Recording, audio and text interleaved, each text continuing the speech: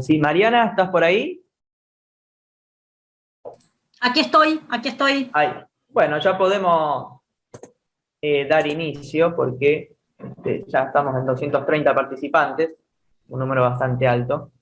Así que bueno, como todos saben, esta actividad, esta primera jornada de práctica profesional, como así lo hemos dado en llamar en esta oportunidad, hoy va a contar con la presencia de la doctora Mariana Iglesias, en una serie de paneles donde en su generalidad van a participar 14 profesionales con 5 temáticas, una por semana, con 2 módulos, y entre 2 y 3 participantes disertantes por semana. Esta actividad está organizada desde 2 agrupaciones, una agrupación de graduados llamada el Nuevo Espacio de Graduados y una agrupación naciente, la agrupación estudiantil Arturo Sampay.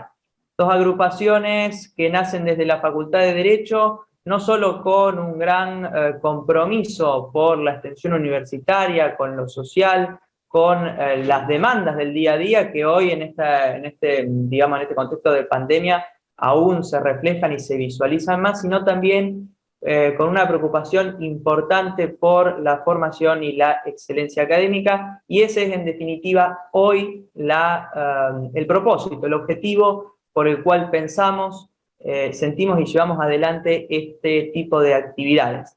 Agradecerles a ustedes, a cada uno de los participantes en el día de hoy, que ya son más de 230, y ahora sí, agradecerle a la doctora Iglesias, con quien, bueno, además de ser una gran docente, una gran colega, es una mejor persona, tanto por su dedicación, por su formación, como por su calidad académica.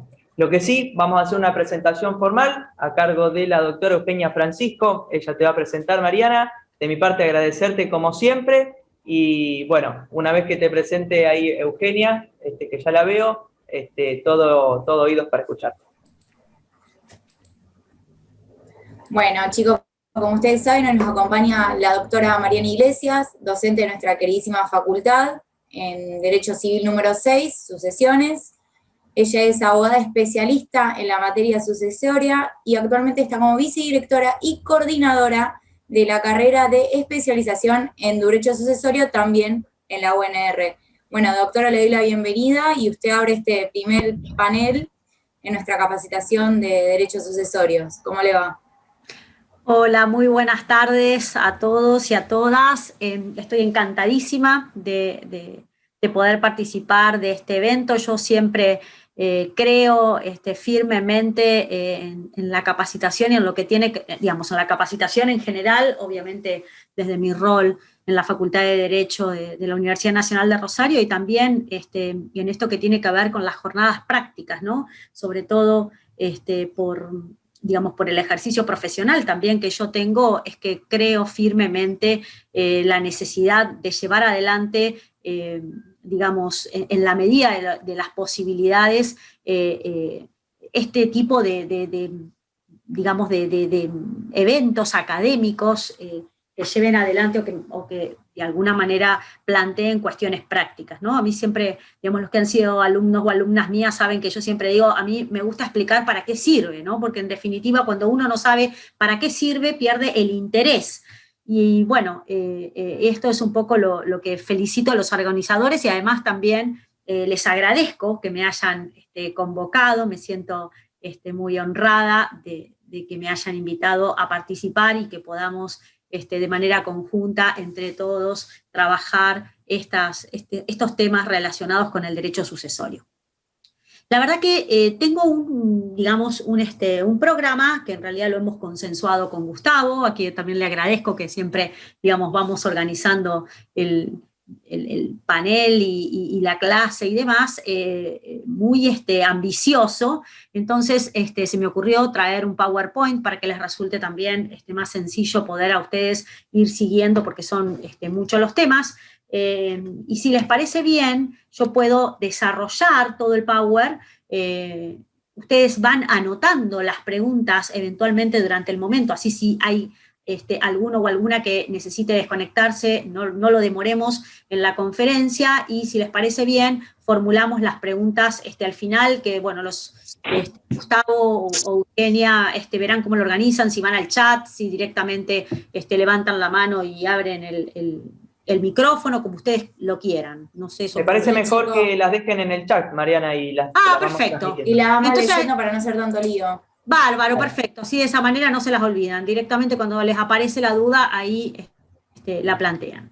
Bueno, no sé si me van a permitir compartir pantalla. ¿Habrá posibilidad?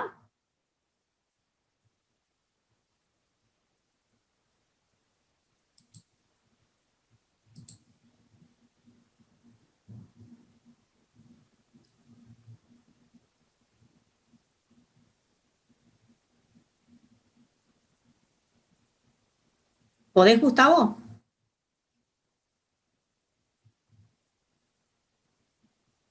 Fíjate que en compartir pantalla hay como 3 puntitos al costado y te va a decir compartir varios, compartir uno.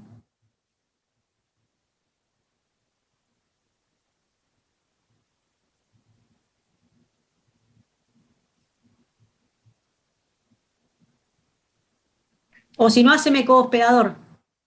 No, ahí compartiste creo que la tuya. A ver.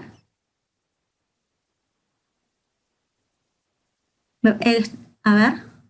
Estás compartiendo la tuya. Ahora, a ver si me dejaste a mí compartir. Ahí estoy con la mía, ahí está. Listo, ya está. Ahí quedamos. Bueno. Vamos entonces con este pequeño power de varios temas que me han pedido, así comenzamos a dar la clase. ¿Ahí me pueden ver bien la pantalla? ¿Sí? Sí. ¿Bien? Bueno, arrancamos entonces.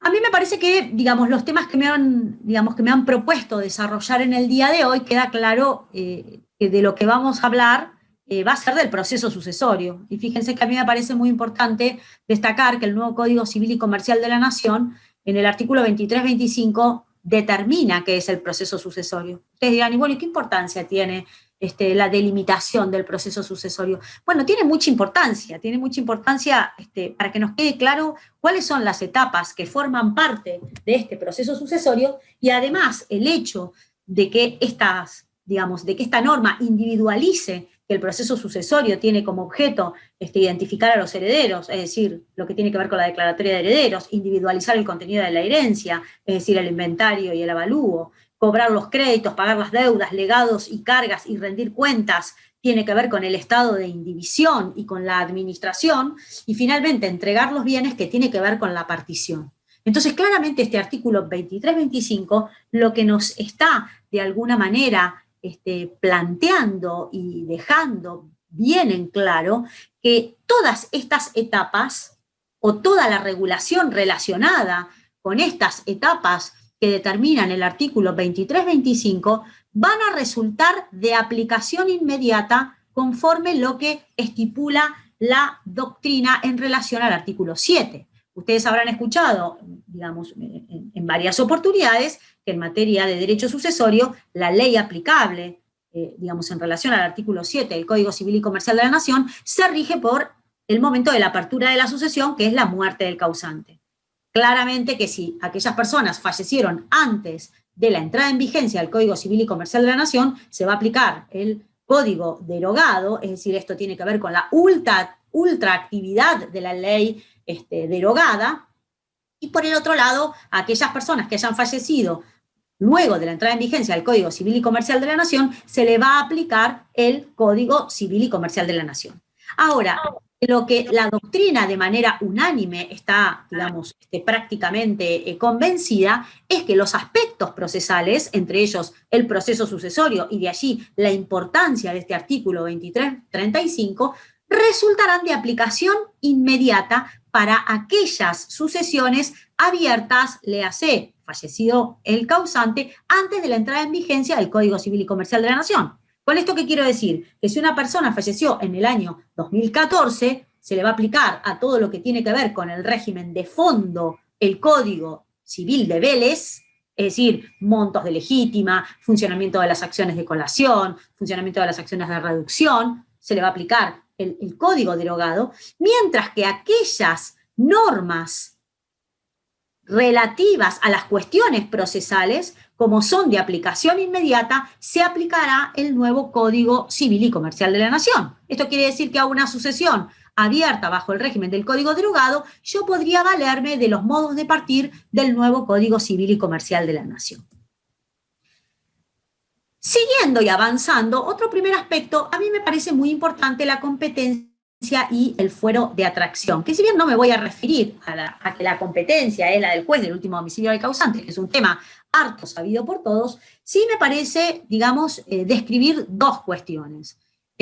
Una, hablar un minuto, que ahora en un ratito voy a hablar, de qué es lo que entendemos por último domicilio del causante, porque a veces se presentan algunas vicisitudes que me parece importante destacar. La segunda cuestión tiene que ver con el fuero de atracción, es decir, el funcionamiento pasivo, ¿no? Esto significa que todas aquellas demandas contra la sucesión, aquellas acciones personales contra la sucesión, quedan atraídas por el fuero de atracción. Hay un enorme, digamos, esto llevaría quizás, no sé, la clase entera si queremos dedicarnos a este fuero de atracción, pero sí me parece muy importante que ustedes tengan en cuenta este detalle. A diferencia de que si la sucesión debe demandar a un tercero, demanda ante el juez natural que corresponda. De más está decir que van a quedar excluidas las acciones reales, van a quedar excluidas la usucapión, va a quedar excluida las acciones penales, pero todas las acciones personales contra la sucesión deberán tramitarse ante el juez del último domicilio del causante. Si, por ejemplo, nosotros tenemos cuestiones tales como, por ejemplo, una información sumaria sobre una unión convivencial que necesitamos para cualquier situación, no cabe duda que no se va a tramitar ante el juez de familia, sino ante el juez del último domicilio del causante si es que uno de los convivientes ha fallecido. Lo mismo podría ocurrir con el tema de la, por ejemplo, filiación post-mortem, más allá que no se me escapa la norma que plantea que en temas que no sean patrimoniales se requiere la especialidad, ¿no? A mí no se me escapa esa cuestión, más allá de que la opinión está dividida, porque me parece que, digamos, el juicio, por ejemplo, de filiación es un juicio que no es complicado y realmente si se tramita de manera desconectada con el juez del último domicilio del causante cuando estamos ante una filiación post-mortem, verdaderamente puede generarle un perjuicio bastante importante por la imposibilidad de controlar ese proceso sucesorio, y de allí que entonces, a mi modo de ver, siempre es mejor que se entablen ante el juez del último domicilio del causante. Y así, numerosas acciones que muchas veces digamos, quedan en el limbo, donde los jueces continuamente dicen, no, yo no soy competente, el otro no es competente, y terminamos demorando una cantidad de tiempo el inicio de las acciones, cuando claramente no hay dudas que son acciones personales y que van ante el juez del último domicilio del causante. Este fuero de atracción, además, tiene un límite, y ese límite es la partición. Es decir, que una vez operada la partición, entonces ya cesa ese fuero de atracción y hay que demandar ante el juez natural que corresponda. Y así podemos nombrar muchísimos ejemplos. Por ejemplo, también cuando se demandan a varias personas y una de ellas fallece, automáticamente todo el pleito va al juez del último domicilio del demandado fallecido, ¿no? Fíjense que, y este fuero de atracción también atrae, por ejemplo, cuestiones que se tramitan ante el federal, como podría ser acreedores, digamos, los acreedores en el caso de que sea, por ejemplo, la FIP, por ejemplo, cuestiones que tengan que ver con todo tipo, digamos, de acciones personales. Por eso quiero, digamos, no quiero dar un ejemplo, sino que quiero abrir el abanico para que esto les quede absolutamente bien en claro. Les decía también que otra cosa que me parece importante es que, fíjense que veníamos hablando del artículo 2336, que nos habla del juez del último domicilio del causante, y además, otra de las cosas que yo siempre pongo de relieve es que el Código Civil y Comercial de la Nación hoy por hoy es un código que uno tiene que ir para todos lados, son reglas que no se van a agotar exclusivamente en el título donde esté regulado. Es decir, si yo tengo que hablar de competencia, yo no me puedo quedar a mirar solamente el 2336 si tengo un conflicto, ¿no? Porque quizás yo deba saber cuál es el domicilio real para saber a ciencia cierta cuál es el último domicilio del causante, ¿no? Hay veces que es claro que la persona vive en un solo lugar y entonces de repente no habría ninguna duda, pero otras veces eso no resulta tan claro. Y fíjense que el artículo 73 nos plantea que el domicilio real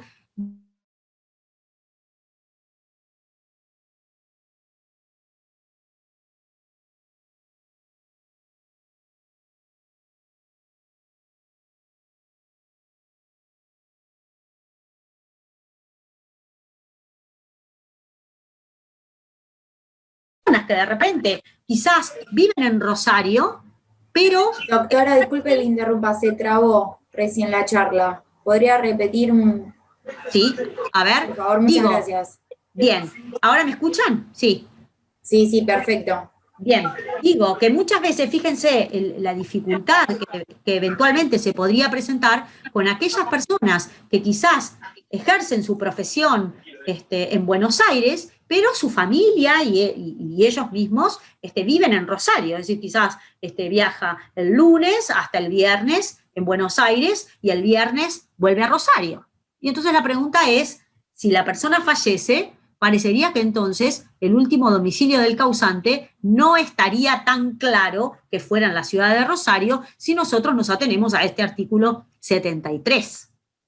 Entonces hay que tener muchísimo cuidado y prestar mucha atención respecto a la relación que hay con las normas. Y por el otro lado, tampoco deben perder de vista que el fuero de atracción es de orden público y que no es posible prorrogar la competencia del sucesorio, porque en verdad, y fíjense que la lógica la da también este artículo 73, en realidad están en juego intereses que no son meramente privados, ¿no?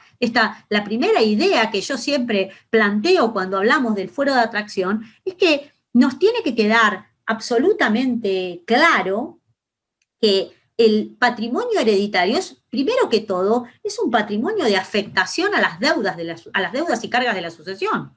Por eso se dice que primero hay que pagar y después hay que heredar. Es decir, lo importante es que los acreedores sepan dónde se va a abrir esa sucesión y de allí que se habla del último domicilio del causante y de allí que también, fíjense el artículo 73, cómo plantea cuál es el domicilio real. Es decir, que si tenemos que volver, entonces nos habla de que la competencia es el juez del último domicilio del causante, atenti cuando se suceden estas cuestiones que de repente, suelen ocurrir de personas que no ejercen su actividad o que no trabajan en el mismo lugar donde reside su familia o donde vive.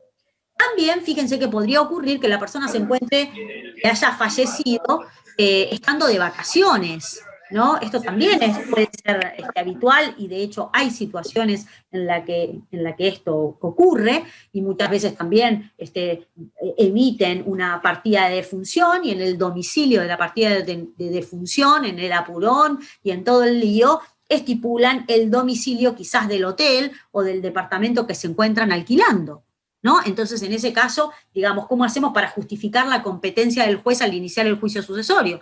Bueno, claramente a mí me parece que hay que iniciar esa declaratoria de herederos y en el caso de la competencia hay que plantear, ofrecer toda una cantidad de pruebas que dé cuenta de que el último domicilio del causante es, por ejemplo, en la ciudad de Rosario, acompañando, servicios, acompañando, lo que ya todos sabemos para demostrar cuál es el domicilio de una persona. Y me parece que también una buena práctica y para una seguridad, plantear de manera subsidiaria la formulación de una información sumaria para el caso de aquellos jueces que requieran, digamos, una mayor formalidad para poder determinar que el juez competente es el juez del último domicilio del causante. Va de suyo que si abren el sucesorio, ya automáticamente aceptaron la competencia. De manera diferente sería que si se van a valer solamente por la información sumaria, arrancarán por esa información sumaria para luego declararse competentes.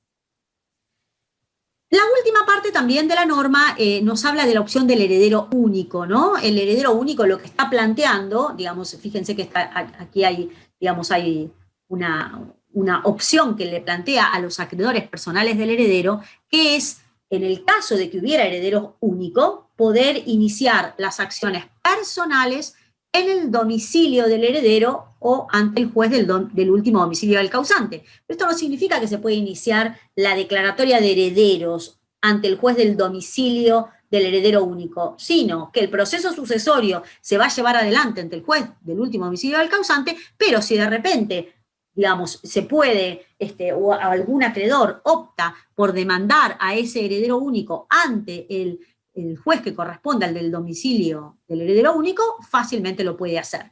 Fíjense que hay muchos supuestos en donde esto también se utiliza. Quizás el causante vivía en Buenos Aires y tenía a sus hijos en Rosario, y capaz que había un hijo extramatrimonial no reconocido, entonces se hace el último domicilio del causante en Buenos Aires, se inicia la declaratoria de herederos en Buenos Aires, pero digamos, se declara heredero al único hijo, pero ese hijo vivía en Rosario. Entonces, como es el único heredero, quizás heredero, digamos, que requiere demandar esa filiación post-mortem, que claramente es también una acción personal, podría hacerla ante el domicilio de ese heredero, si eventualmente así lo creyera conveniente y lo deseara.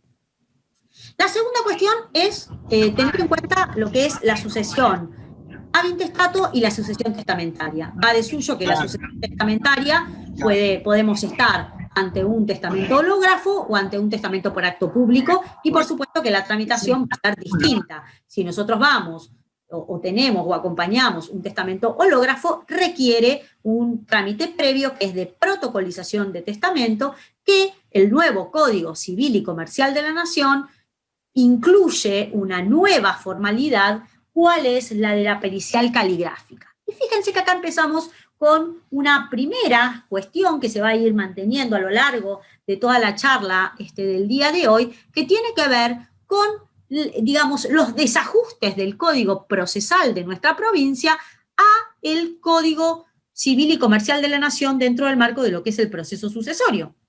Porque fíjense que si nosotros vamos y revisamos el Código Procesal de nuestra provincia, allí veremos que nos basta para justificar, digamos, o para protocolizar, mejor dicho, el testamento hológrafo, nos basta con la prueba testimonial. Pero resulta ser que el Código Civil y Comercial de la Nación nos dice que requerimos una pericial caligráfica. Y entonces, como esta es una norma de tinte procesal, entonces claramente va a resultar de aplicación inmediata, y entonces los jueces estarán obligados, más allá de que, digamos, la sucesión se haya abierto antes de la entrada en vigencia del Código Civil y Comercial de la Nación, igualmente estarán obligados a aplicar las normas relativas al Código Civil y Comercial de la Nación. Si, por supuesto, la sucesión es por testamento, por un testamento por acto público, allí no hay ninguna dificultad y se inicia directamente el trámite. Es decir, que ustedes, el carácter de heredero, en el caso del testamento hológrafo o en el caso del testamento por acto público, se va a justificar con el propio testamento, teniendo en cuenta esta diferencia que he planteado en un caso o en el otro. Ahora, la cuestión es cómo se justifica el carácter de heredero en la sucesión ab intestato, justificando el vínculo con el causante. Hasta acá es como una respuesta muy obvia, pero a mí me gustaría que le prestemos atención al artículo 596, que muchas veces es poco, yo diría, utilizado y tal vez, si se quiere, hasta poco valorado.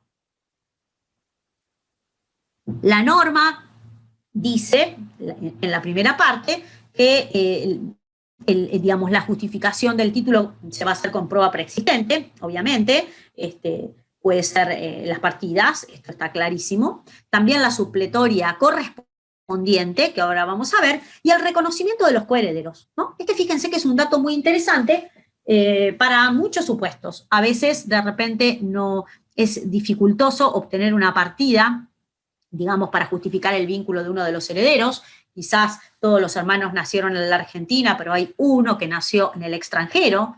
Entonces, bueno, para evitar demorar el trámite, podemos recurrir al reconocimiento de coheredero, que ese reconocimiento de coheredero lo que presupone es que todos los coherederos lo reconozcan a este heredero que no puede justificar su vínculo, que lo hagan por unanimidad y que ese reconocimiento no los autoexcluya como herederos a aquellos que lo reconocen. Es decir, si somos todos hermanos, no va a haber ningún inconveniente.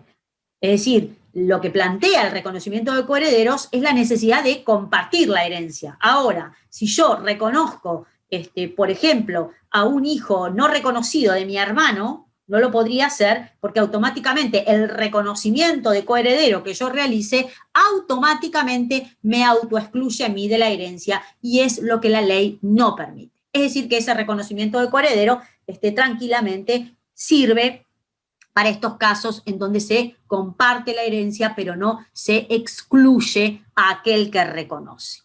También resulta muy interesante la presentación de la declaratoria de herederos en original, dice, o en copia legalmente presentada de otro juicio sucesorio, ¿no? Yo de repente vamos a suponer que se fallece mi padre, y entonces en esa sucesión se declara como herederos a mis hermanos y a mi madre, y de esa declaratoria de herederos surge el parentesco. Entonces en ese caso nosotros podemos acompañar una fotocopia certificada de esa declaratoria de herederos, pero además requiere un informe de subsistencia del registro general de la propiedad, ¿no? Ustedes dirán, ¿y qué tiene que ver en esta historia el registro de la propiedad y no el registro civil?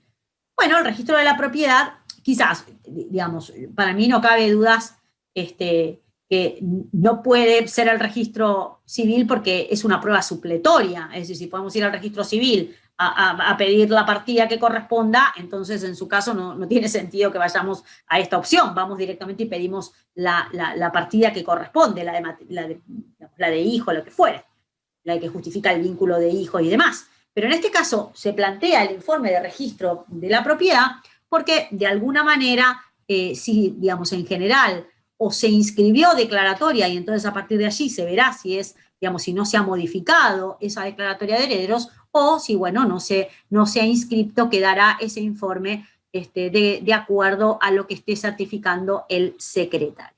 Y luego dice que cualquier otra pretensión hereditaria fundada en distintas pruebas se tendrá como acción de petición de herencia o la que por derecho corresponda, ¿no? Y correrá por separado. Y aquí empezamos también a justificar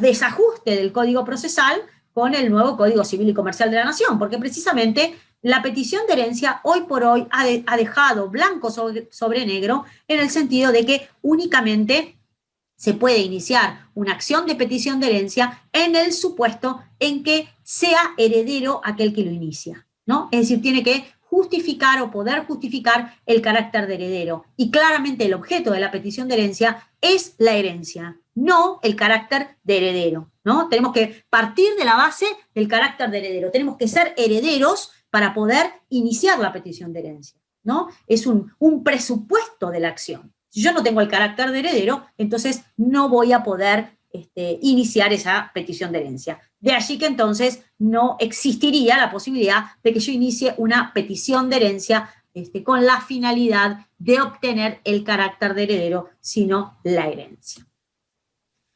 Fíjense que también, hasta aquí venimos manejando el Código Procesal y el Código Civil y Comercial de la Nación, y entonces allí nos aparecen dos normas claramente identificadas, que es el 2339, que nos habla de la sucesión testamentaria. Allí plantea no solamente la sucesión en el supuesto en que se debe iniciar con un testamento por acto público, sino también lo que les explicaba recién del testamento hológrafo y el procedimiento del testamento hológrafo. Pero fíjense que una cosa que es muy importante que ustedes tengan en cuenta, que a mí siempre me gusta remarcarla, es que primero aparece regulada la sucesión testamentaria y luego, en el 2340, la sucesión intestada. Y no solamente que aparece con posterioridad regulada, sino que además el 2340 se encarga muy bien en su primera parte de estipular, fíjense, el título es sucesión intestada, pero comienza diciendo la norma, si no hay testamento o este no dispone de la totalidad de los bienes. El interesado debe expresar, que después nos vamos a referir. Primera aclaración que yo quiero hacer con esto es, ojo, que es extremadamente importante tener en cuenta que en el derecho argentino lo importante es la voluntad de la persona, ¿no? Es decir, la voluntad de la persona está estampada en un testamento. Es decir, cuando nosotros enseñamos en grado que la ley actúa de dos maneras, de manera imperativa y de manera supletoria, claramente lo que estamos queriendo decir es que actúa de manera imperativa, respetándole la legítima hereditaria al heredero, lo que no significa que ese heredero, ese heredero forzoso, sí o sí, tenga que ser declarado heredero. Es decir, el heredero forzoso tiene derecho a la legítima hereditaria.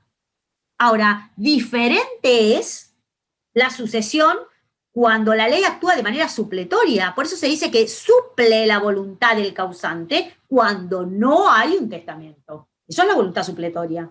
Por tanto, si yo me peleo con toda mi familia e instituyo como única heredera a mi hermana, y mi hermana se presenta ante el juez con el testamento, el juez no puede dejarla de lado y designar herederos a los forzosos, porque eso no es correcto.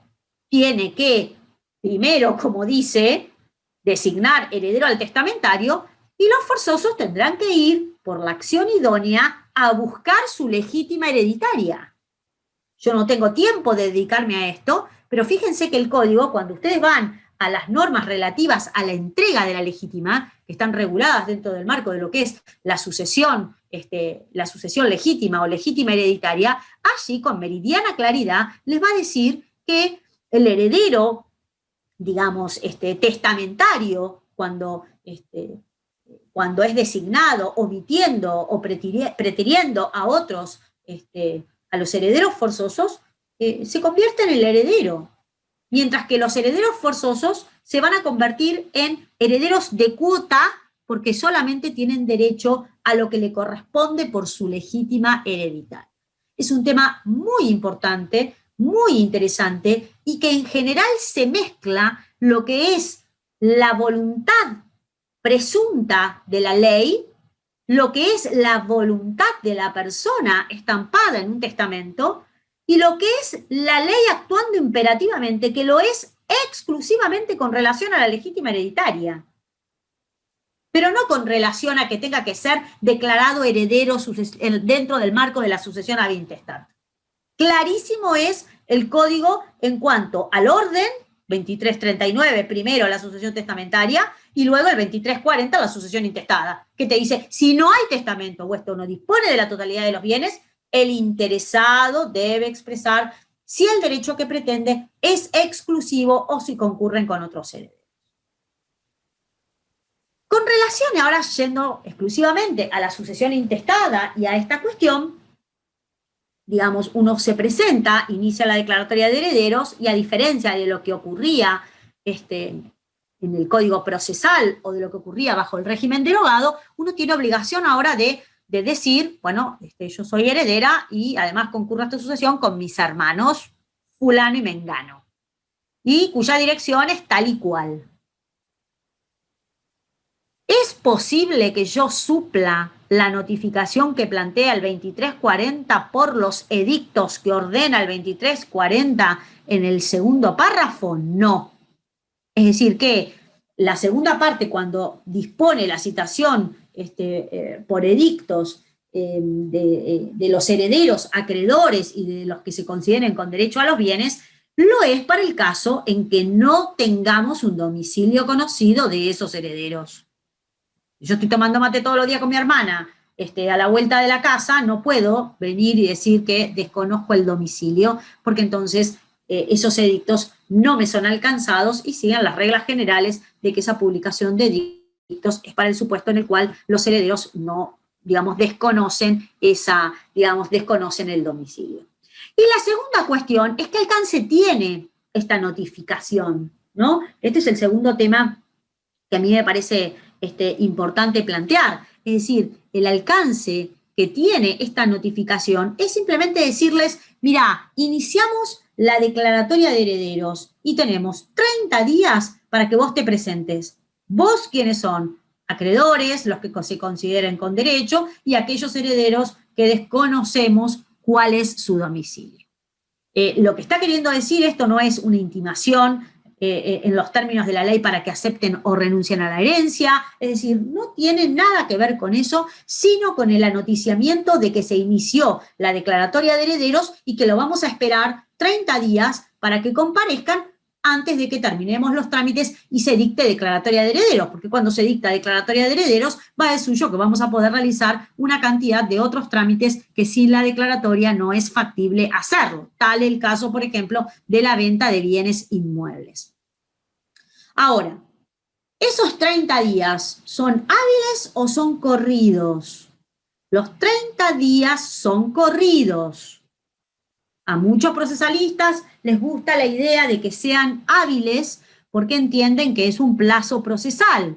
Pero lo que pasa es que volvemos a lo mismo, no debemos quedarnos en la norma. Nosotros tenemos el Código Civil y Comercial de la Nación, es un sistema. Y nosotros en el título preliminar tenemos los modos de cómo se cuentan los intervalos en el derecho y nos dice que se cuentan de manera corrido, digamos, se cuentan corridos estos días, y además, no solamente que se cuentan corridos, sino que además la otra cuestión es que dice que solamente se van a contar de una manera diferente en el caso que expresamente la norma lo especifique. En este caso no dice nada. Por tanto, entonces, se rige la regla general. Y por el otro lado, tampoco hay ninguna pérdida de derecho, ni mucho menos, porque claramente la declaratoria de herederos, como ahora vamos a ver, no hace cosa juzgada material, sino formal, y puede ser modificada cuantas veces sea. Piensen ustedes que un heredero tiene 10 años para aceptar o renunciar a la herencia. Imagínense que en relación a los 30 días, así los hábiles, de ninguna manera le iba a impactar su derecho de defensa, y máxime cuando no estamos ante un juicio que es contradictorio, sino un juicio de jurisdicción voluntaria. Con lo cual, esperar 30 días hábiles no es lo que expresamente plantea la norma y el Código Civil y Comercial de la Nación, más allá que se podrá estar de acuerdo o no, que me parece que eso, digamos, es perfectamente entendible, pero no es, digamos, la forma en que se deben contar. En cuanto a la legitimación activa, para iniciar la declaratoria de herederos, también hay varias de ellas que es muy evidente, ¿no? La puede iniciar, obviamente, el heredero, sea habintestato o sea testamentario, pero también hay varios otros supuestos que a mí me parece interesante plantear. El heredero del heredero, que no es el heredero por representación, ¿no? Que es otra cosa. El heredero por representación es cuando, de repente, primero fallece mi padre, luego fallece mi abuelo, entonces yo voy a la sucesión de mi abuelo por derecho de representación, ocupando el lugar que hubiera tenido mi padre de no haber prefallecido a mi abuelo. Ahora, el heredero del heredero, la cuestión funciona de una manera diferente.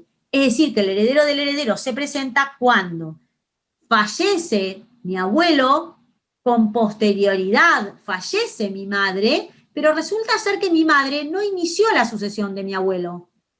Por tanto, dentro del contenido de la herencia de la sucesión de mi madre, es decir, de los derechos que yo como heredera tengo con relación a mi madre, entonces en ese caso yo también tengo ese derecho de opción entre aceptar o renunciar la herencia de mi abuelo. Y si ella ya la aceptó, con muchísimo más razón, yo, si esa sucesión quedó a mitad de camino, por ejemplo, está en el medio de la denuncia de bienes, nos encontramos sin haber terminado la declaratoria de herederos, que nadie sabe cómo seguir, entonces en ese caso fallece una de las herederas, yo comparezco y justifico que soy heredero de la heredera que ha fallecido y que aparece en esa sucesión tramitando originaria. También, por supuesto, lo puede hacer el acreedor personal del heredero, siempre y cuando siga todos los procesos de las normas relativas a la subrogación, es decir, tiene que haber inacción, hay que notificar, no me quiero detener en esto porque tenemos muchos temas, pero vuelvo otra vez a poner de relieve, nos vamos a materia de obligaciones. Fíjense, en estos pocos temas, la cantidad de idas y vueltas que tenemos a lo largo de todo el Código Civil y Comercial de la Nación. Lo mismo el acreedor de la sucesión, claro está, que va a ser un legitimado activo para poder iniciar esa sucesión, pero va a requerir lo mismo que el acreedor personal del heredero, van a requerir tener certeza de que los herederos han aceptado la herencia, ¿no? Es decir, sobre todo el acreedor personal del heredero no puede iniciar por vía subrogatoria, cumpliendo solamente las normas de la subrogación, sino también practicando la intimación que corresponde realizar a los efectos de que ese heredero se expida sobre si acepta o si renuncia a la herencia. Lo mismo el cesionario de derechos hereditarios, ¿no? Allí hay una discusión sobre si también puede iniciarlo el cesionario parcial de derechos hereditarios. A mi modo de ver, sí lo puede hacer, pero hay una enorme discusión doctrinaria que da cuenta de las discusiones en este sentido. Lo mismo, por supuesto, lo va a poder iniciar el cónyuge y, digamos, en algunos supuestos también el legatario particular al fin de lograr la entrega del legado. Otra pregunta para hacer es si puede iniciarse la declaratoria de herederos sin las partidas que justifiquen el vínculo. En la provincia de Santa Fe sí, porque lo único que se va a necesitar ab initio es justificar la muerte de la persona y uno puede decir que ofrece justificar el vínculo en la etapa procesal oportuna, que por supuesto va a ser antes de correr la vista al fiscal. Lo que por supuesto no va a poder faltar es la partida de defunción. Obviamente que van a venir toda una cantidad de trámites que ustedes después lo van a ver en el próximo encuentro, por eso yo no me quiero meter en esos temas porque han sido atribuidos a la doctora Torres, con lo cual entonces vamos a llegar al dictado de la declaratoria de herederos, es decir, que hemos ido muy rápido y hemos dictado la declaratoria de herederos. Importantísimo es el artículo 595, porque el artículo 595 lo que nos va a decir es que la declaratoria de herederos no tiene efectos patrimoniales, no prejuzga acerca de los vínculos de familia ni causa-estado, se entiende sin perjuicio de terceros, y acá viene la cuestión, que son 3 temas para marcar. En primer lugar, no tiene efectos sino patrimoniales, ni prejuzga sobre los vínculos de familia ni causa-estado. Lo que nos está queriendo decir es que en el supuesto de que nosotros, por ejemplo, vayamos al esquema de un reconocimiento de coheredero, vamos a, digamos, el heredero reconocido, vamos al ejemplo que habíamos dado originariamente, que se trataba de un hijo extramatrimonial no reconocido, en ese caso lo reconocemos porque todos sabíamos que era hijo de papá, pero papá no lo había querido reconocer, etcétera, etcétera, etcétera, lo reconoce, pero no es que se va a evitar la filiación. ¿Se entiende? Es decir, solamente se va a llevar la parte de la herencia que le corresponde. Ahora luego, si quiere llevar el apellido y demás, va a tener que iniciar los juicios que por derecho correspondan. Y por el otro lado, cuando dice que no causa estado y que se entiende siempre sin perjuicio de terceros y de la vía ordinaria que podrá entablar el pretendiente no declarado, es decir, el heredero no declarado, lo que nos está queriendo decir es que mientras tengamos una declaratoria de herederos, esa declaratoria de herederos tiene efecto con relación a terceros. Es decir, si yo quiero, puedo vender un departamento y vendo bien, si firman todos los que así han declarado. Ahora, si con posterioridad aparece un nuevo, ahí hay un, Alba Roque tiene el micrófono abierto, ahí estamos. Si con posterioridad aparece un nuevo heredero, entonces en ese supuesto, digamos, el que compró bien, pero el que no ha sido declarado como tal, dice que se le reserva la vía ordinaria, es decir, podrá iniciar alguna otra opción, y si, digamos, si su vínculo es ab intestato, por supuesto que no va a haber dificultad para presentarse y directamente en el propio proceso sucesorio solicitar una ampliación de la declaratoria de herederos. Llegamos entonces ahora a lo que es la denuncia de bienes y el inventario y el inventario y avalúo judicial. Y yo acá pongo dos grupos de versus, ¿no? Por así decirlo. En primer lugar, denuncia de bienes versus inventario y avalúo judicial, y por el otro lado pongo Código Civil y Comercial versus Código Procesal Civil y Comercial de la provincia de Santa Fe. Yo creo que a partir de ahora vamos a empezar a ver varios descalces, y bueno, la pregunta es, ¿qué cuerpo legal aplico, ¿no? A mi modo de ver, en muchos supuestos son complementarios, y de hecho lo podemos utilizar de manera complementaria, pero en otros supuestos, como algunos que vamos a mostrar, se dan de patadas. Entonces, cuando se dan de patadas, ¿cuál tiene prioridad? Esta es la pregunta que uno puede realizarse.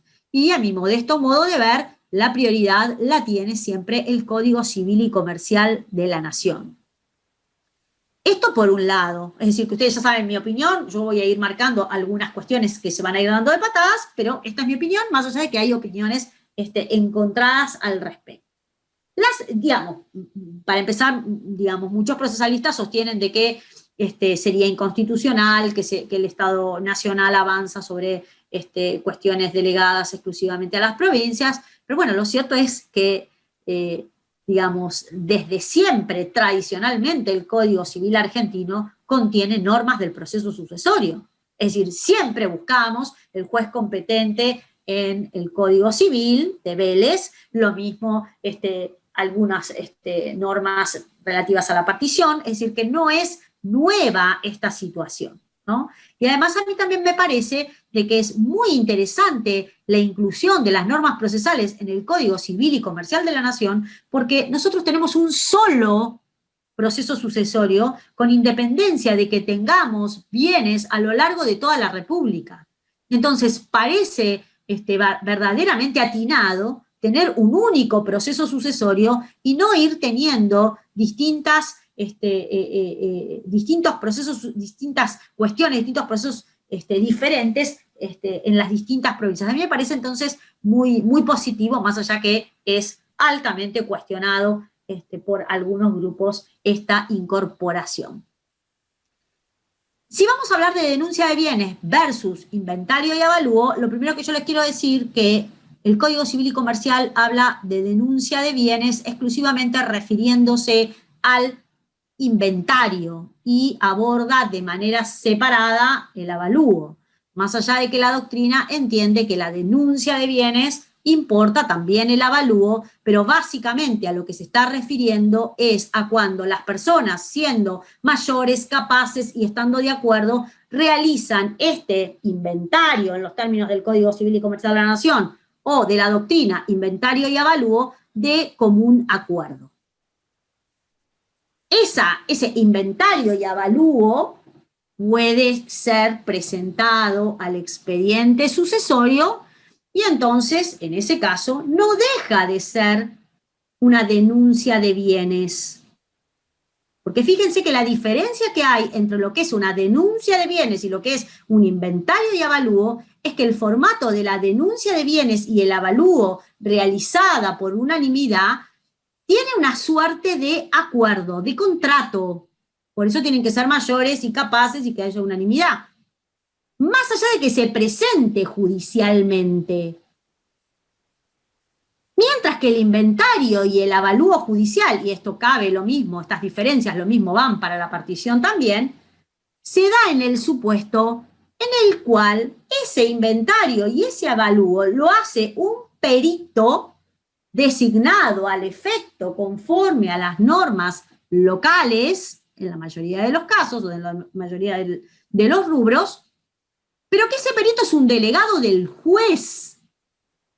Es decir, la diferencia sobre si es judicial o no es judicial no tiene que ver con la presentación en el expediente, porque en ambos casos puede ocurrir que estos instrumentos estén presentados en el expediente. La diferencia está que en el inventario y avalúo judicial nos encontramos o nos vemos obligados a la designación de un perito y ese perito, que es un delegado del juez, debe ajustarse de manera puntillosa al procedimiento que hay en el Código Procesal de la provincia.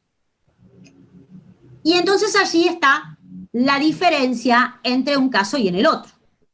Es más, digamos, hoy por hoy, si ustedes miran la norma relativa a la partición, no es un tema que tenemos hoy, pero vale para este tema, en el Código Civil y Comercial nos dice que los herederos pueden partir de la forma en que por unanimidad juzguen conveniente, siendo mayores, capaces y estando presentes. Es decir, que ni siquiera yo tendría obligación, es decir, no tiene forma, hay libertad de forma. Al haber libertad de forma, yo ni siquiera tengo la obligación, que sí tenía bajo el régimen de Vélez, de acompañarlo al proceso sucesorio, porque esa sería la forma, o de elevarlo a escritura pública, porque era la otra opción. Me decía, la partición de herencia debe realizarse por instrumento privado, acompañado al juez del sucesorio o por escritura pública. Hoy por hoy no. Es decir, una cosa es la partición, el inventario y el avalúo, que puede ser absolutamente privado, y otra cosa distinta es la consecuencia, que es la adjudicación. Y ahí, por supuesto, si tengo que adjudicar bienes inmuebles, voy a tener que recurrir al juez, digamos, para que transfiera, o si quiero, al escribano. Pero para hacer un inventario, avalúo y partición, digamos, lo puedo hacer de manera privada y va a ser plenamente válido siempre y cuando nos encontremos ante una sucesión en donde sean todos mayores, capaces y actúen por unanimidad.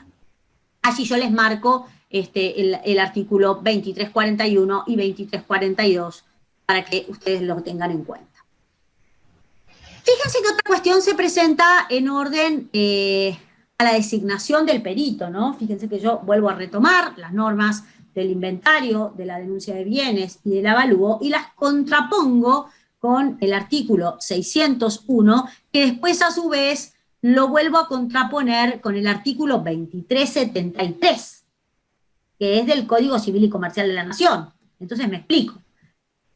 En el Código Civil y Comercial de la Nación ustedes tienen regulado de manera separada lo que es el inventario, la denuncia de bienes, que era lo que les explicaba hoy, que solo, digamos, toma exclusivamente lo que tiene que ver con la, digamos, con la denuncia de bienes, y luego el avalúo, que lo deja por fuera, ¿no? Y que plantea que si están de acuerdo y son todos plenamente capaces, digamos, lo va a designar el juez de acuerdo a la ley local. Es decir que el Código Civil y Comercial me estipula una forma de quién puede ser el perito tasador, pero no me habla de si existe el perito inventariador. Porque fíjense que en relación al inventario, me dice que el inventario lo tienen que hacer con citación de los herederos, acreedores y legatarios cuyo domicilio sea conocido. Es decir, parecería que el Código Civil y Comercial de la Nación plantea que el inventario no requiere de la designación de un perito, sino que directamente entre los herederos se ponen de acuerdo. Lo cual es un poco opinable, porque obviamente que si, por ejemplo, hay menores de edad, o hay incapaces, o no se ponen de acuerdo sobre cuál es el inventario, no cabe dudas que entonces hay que nombrar un perito inventariador. Ustedes dirán, y bueno, ¿cómo pueden no estar de acuerdo en cuál es el inventario? Es que muchas veces hay conflictos. Muchas veces hay una propiedad a nombre del causante. Y resulta ser que dice, bueno, pero se presenta un heredero, pero me lo vendió a mí. Yo tengo un boleto de compraventa acá. No lo tenés que inventariar. Bueno, hay que inventariarlo, no hay que inventariarlo. Bueno, así está la cuestión. O al revés. No aparece inscripto, pero hay un boleto de compraventa. Se designa, no se designa. Bueno, cantidades de cosas que pueden traer esta discusión. Fíjense que si vamos a la designación de un perito inventariador y tasador, el artículo 601 plantea que será designado de común acuerdo o en su defecto el juez nombrará a quien cuente con la conformidad de la mayoría de los interesados que asistieren con derecho a no menos de la mitad de la herencia. Fíjense que acá, de alguna manera, el problema que nos encontramos de desfasaje entre el Código Civil y Comercial y el Código Procesal es que no plantea la necesidad de designar a un perito inventariador, y el 601 nos plantea la necesidad de designar un perito inventariador y tasador. Luego, si vamos al perito partidor, que no es el caso, pero me gustaría dejárselos planteado para que lo vean, plantea que la partición judicial se hace por un perito o por varios que actúan conjuntamente. Y acá dice que a falta de acuerdo unánime, es decir, el Código Civil y Comercial plantea que para la designación de un perito requerimos la unanimidad de todos los herederos. Y si no hay unanimidad, el nombramiento debe ser hecho por el juez, que obviamente yo le agrego conforme a la ley local, ¿no? Y entonces ahí tenemos una contradicción, porque dentro del Código Procesal no se requiere la unanimidad, sino la mayoría de capital. Y entonces ahí fíjense que tenemos esta dificultad. En cuanto a la evaluación fiscal o real, o cuál es la evaluación mínima, a mí me parece que es diferente el inventario y avalúo cuando es judicial a cuando es la denuncia de bienes. Cuando es judicial, a mi modo de ver, como el perito es un delegado del juez y más allá de los gastos y toda esta cuestión que no se me escapa, yo creo que la evaluación debe ser real, porque una partición judicial está aludiendo a cumplir el principio rector de la partición, igual es la igualdad, y la igualdad de la única manera que nosotros la vamos a poder obtener es a través de evaluaciones reales, esto es evidente.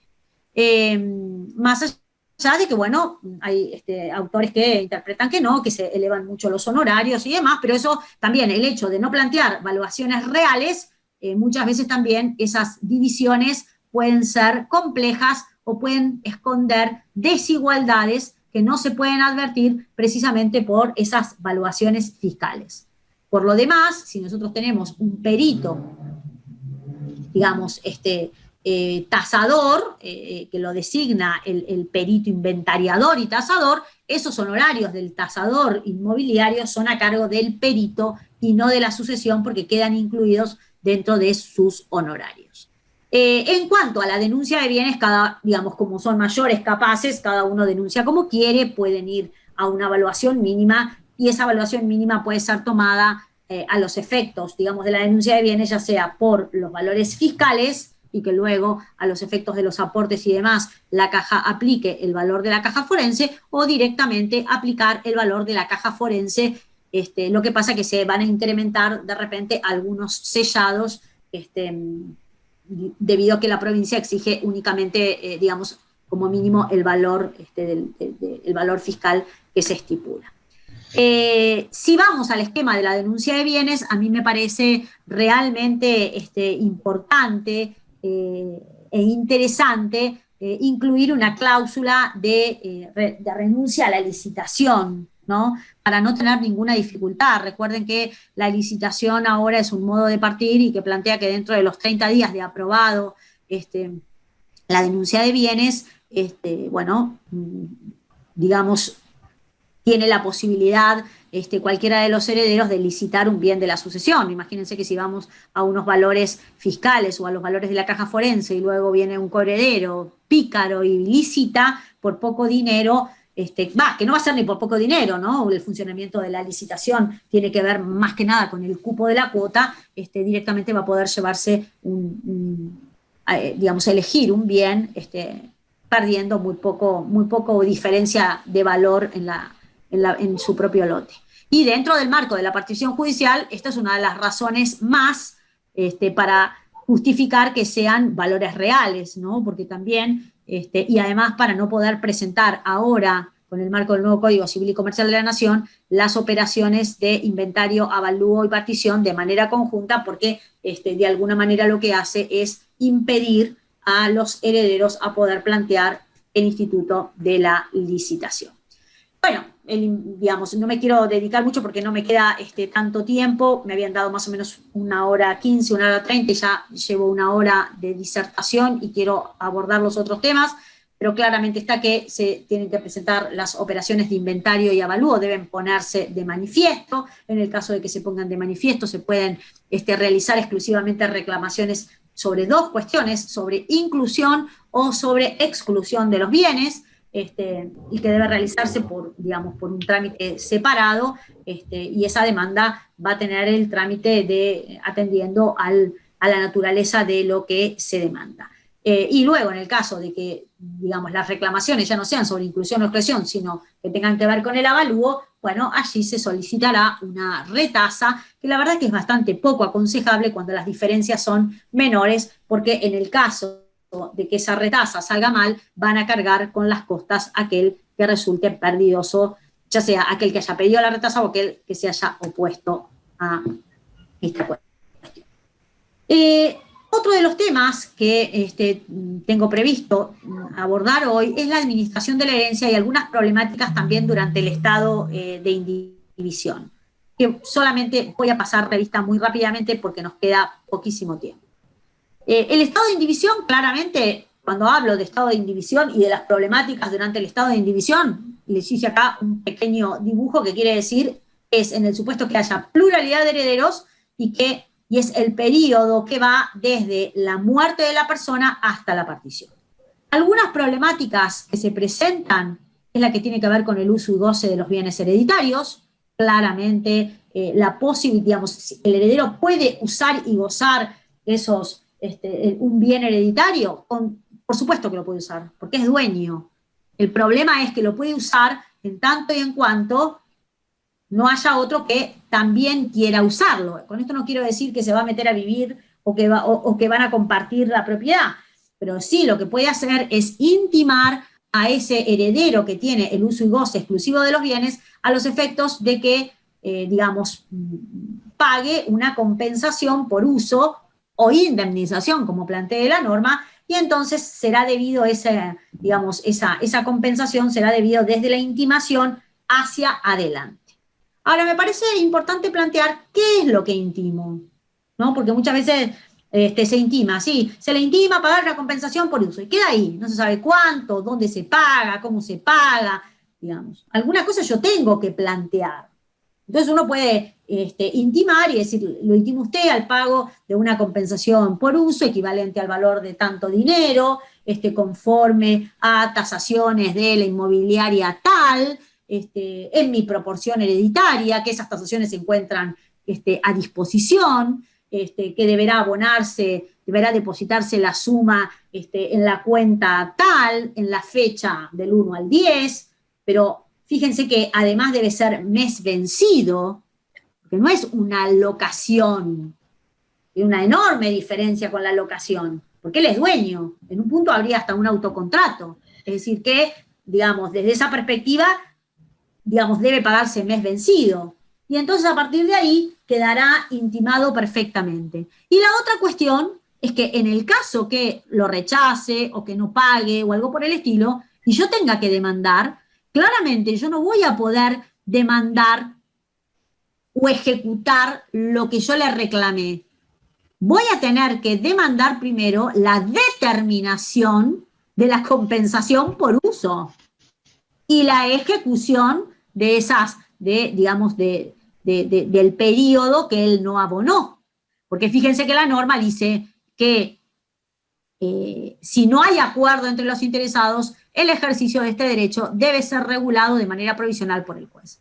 Quiere decir entonces que o espero y directamente después cubro todo, u otra opción sería intimar, y si no nos ponemos de acuerdo, iniciar directamente ante el juez un incidente de determinación de compensación por uso exclusivo del bien y allí iniciar, un pequeño incidente a los efectos de que el juez determine y regule de manera provisional este derecho. A mí siempre me gusta intimarlo fehaciente antes, porque, de manera previa, porque muchas veces los herederos consienten, ¿no? A veces una estrategia es poner un valor de compensación un poco más bajo de lo que sería el valor real para evitar pleito y demás, porque va de suyo que no es una locación, pero buscamos la equivalencia con la locación, ¿no? Más allá de que no lo sea. Somos 3 herederos, uno de los herederos vive, yo voy y le digo a la inmobiliaria, a ver, el departamento ¿cuánto es el valor locativo? 3.000 pesos. Bueno, bárbaro, yo voy a poder reclamarle 1.000 pesos, porque solamente puedo reclamar lo que tiene que ver con mi cuota parte hereditaria. Otra de las cuestiones que a mí me parece muy importante es un dato que muchas veces genera muchísimo conflicto, que es la extinción de la comunidad de gananciales por muerte. Digamos, hay 2 temas. Una cosa es que nosotros nos encontremos en el sucesorio con una situación súper habitual, que es la extinción de la comunidad porque se murió uno de los integrantes del matrimonio, estando casados. Allí, por supuesto, no tenemos ninguna duda que vamos a realizar, se disuelve esa comunidad, por tanto se van a inventariar esos bienes, se van a inventariar al 100% porque se disuelve la comunidad, el 50% le va a corresponder al cónyuge supérstite y el otro 50%, bueno, se verá quiénes son los herederos, si son descendientes, solo descendientes, si son ascendientes, bueno, heredará también de ese 50% el cónyuge. Pero el tema está en otro artículo que a mí me parece muy importante, volvemos otra vez a poner de relieve cómo vamos y venimos en el código, que es el artículo 481 respecto de la indivisión poscomunitaria, otra situación súper común, súper habitual, que tiene que ver con aquellos supuestos en donde los cónyuges se divorciaron, pero resulta ser que no liquidaron la comunidad. Es decir, se quedaron a mitad de camino. Entonces, luego, con posterioridad, la persona fallece y entonces empiezan todos los herederos a no saber cómo resolver esa situación, porque no tenemos el inventario y el avalúo de los bienes, porque resulta ser que nunca liquidaron esa comunidad de gananciales. Entonces, a mí me parece muy interesante e importante el artículo 481, que está regulado en el derecho de las familias, en donde nos está diciendo que extinguido el régimen por muerte de uno de los cónyuges, o producido el fallecimiento mientras subsiste la indivisión poscomunitaria, se aplican las reglas de la indivisión hereditaria. Quiere decir entonces que acá tenemos dos cuestiones. Una, relacionada con la administración.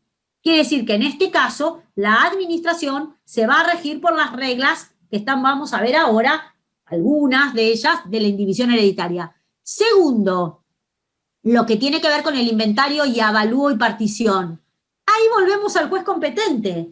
Es decir, que por más que se haya tramitado ante el juzgado, el juez del divorcio, que podía ser Rosario u otro lado, si digamos, un último domicilio conyugal hubiera sido en otra provincia, pero luego la liquidación, en rigor, como es una acción personal, debe quedar atraída ante el juez del último homicidio del causante, es decir, por el fuero de atracción, y allí entonces, en esa acción personal, se presentará el cónyuge supérstite y los herederos por el cónyuge fallecido dividirán, como les parezca, esos bienes, y esos bienes ingresarán al patrimonio de la persona fallecida, y entonces allí se terminará de armar cuál es el patrimonio del causante en ese caso.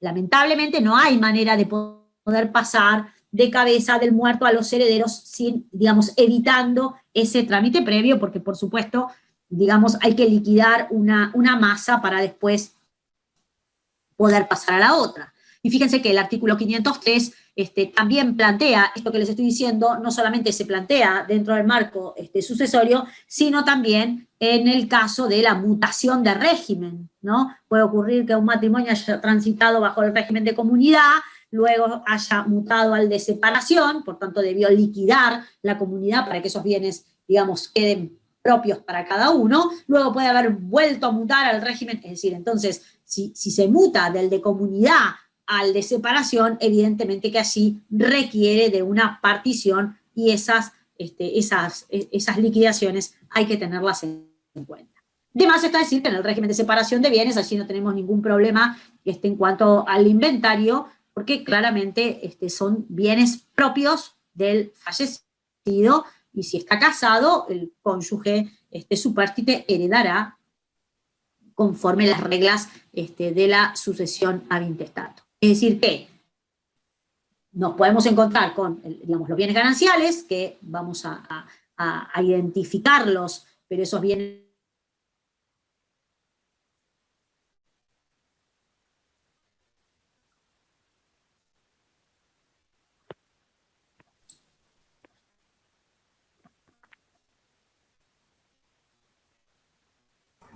Doctora, se desactivó el audio.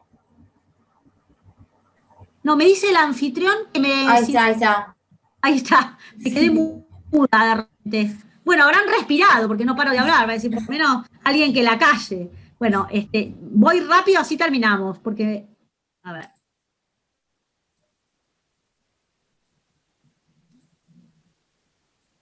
Creo que estábamos acá. Hay que tener mucho cuidado, como les decía, en el inventario, esta cuestión que tiene que ver con que ahora no es que si la persona compró casada los bienes son gananciales, sino que también pedir el informe al registro civil para poder saber a ciencia cierta, digamos, si esas personas han ido mutando de régimen para saber si esos bienes son propios o gananciales, porque bueno, habrá veces en los cuales puede ser que el escribano sea prolijo e incluya esa situación, o puede ocurrir que no lo haga. Entonces, esto hay que controlar. Otro tema que a mí me parece interesante son los frutos, ¿no? Porque los frutos de los bienes acrecen a la masa hereditaria, salvo que medie partición provisional. Esto quiere decir que si tenemos un campo, los frutos del campo le pertenecen a la masa, es decir, van ampliando a la masa. Y si se lo llevan los herederos, quiere decir que hubo una partición en especie.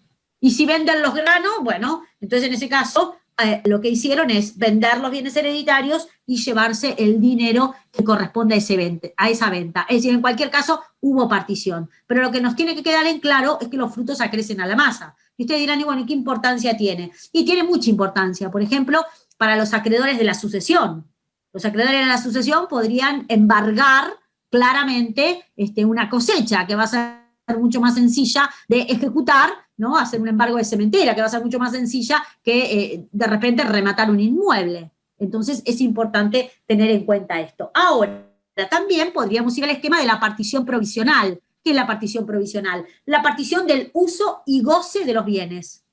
Entonces, en ese caso, si tenemos un campo, podríamos decir, bueno, mira, para no tener un problema de administración, de quién lo administra, de quién se lo arrendamos, de qué hacemos con esto, la rendición de cuenta y toda la perorata que ya sabemos, llamamos a un agrimensor, hacemos un croquis y decimos, mira, de acá para acá te lo quedás vos, y de acá para allá, yo, ¿no? Y entonces, de esa manera, firmamos el croquis que hace el agrimensor para hacerlo bien, y entonces allí los frutos, entonces, le van a corresponder a el heredero que haya sido adjudicatario en esa partición provisional. Esa partición provisional no obstaculiza la partición definitiva, que puede ser pedida en cualquier momento.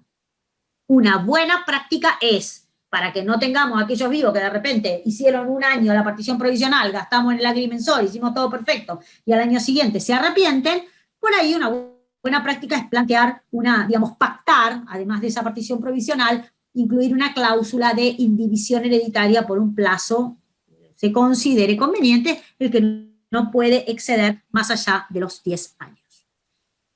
Yo no sé, Eugenia, si vos querés que siga, si ya estoy muy ida, me queda administración, y quieren que abra preguntas o quieren que marque algunas cuestiones de administración. No, doctora, cierre y hacemos un par de preguntas, 5 preguntitas Perfecto. más y listo. Bien. Sí, terminemos. Entonces, no arranca interesante. ¿O sí, Alma? No entiendo. Sí, termina el tema y después usted me dice y le pasa alguna de las preguntas que Bárbaro, voy a ir rápido marcando algunas cuestiones que me parecen importantes.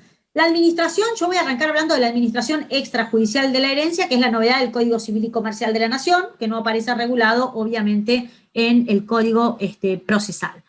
Fíjense que nosotros tenemos una administración extrajudicial y judicial, que sería, digamos, un cuadro, digamos, de una manera de clasificación, pero otra forma de clasificación dentro del marco de lo que es la administración judicial es la provisional y la definitiva. Vamos a la administración extrajudicial. Yo en la administración extrajudicial, para ir rápido, les voy a marcar 3 o 4 cosas que a mí me parecen verdaderamente relevantes. En primer lugar, ¿cuándo aplicamos este título de la administración extrajudicial regulada en el Código Civil y Comercial de la Nación? Cuando no hay designado administrador judicial.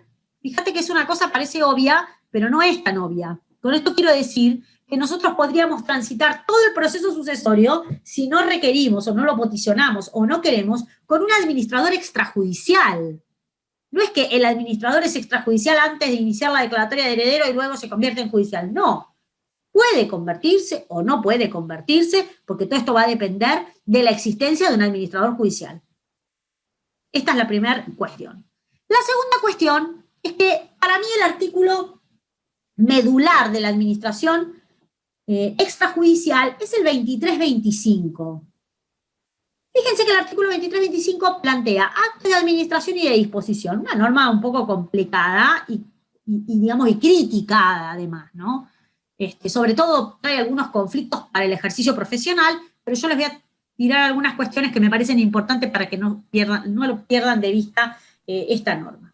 En primer lugar, lo que plantea dentro del marco de la administración extrajudicial es que requieren el consentimiento de todos los herederos.